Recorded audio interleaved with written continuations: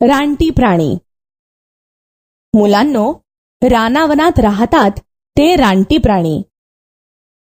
काही प्राणी पाण्यात किंवा झाडावर राहतात.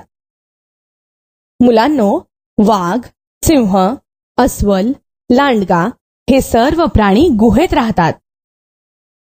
हे प्राणी लहान प्राण्यांची शिकार करतात व त्यांना खातात. हत्ती, हरण, झेब्रा, जिराफ, माकड हे सर्व प्राणी गवत व झाडाचा पाला खातात.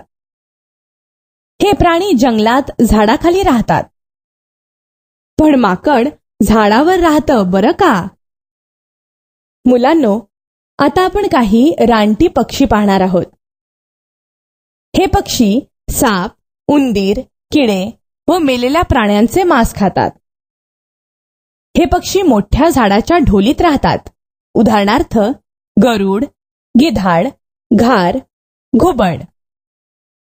साप, मुंगूस, विंचू, मुंग्या, मगर, बेडूक यांच्यासारखे आणखीन पुष्कळ रानटी प्राणी आहेत. तुम्हाला माहितीच आहे की मुंग्या वारुळात राहतात.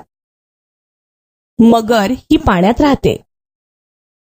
काही रानटी प्राण्यांना प्राणी संग्रहालयात ठेवतात. मुलांनो, प्राणी संग्रहालयात काही रानटी प्राण्यांना तुम्ही पाहिलंच असेल, तर काहींना तुम्ही सर्कशीत पाहिलं असेल.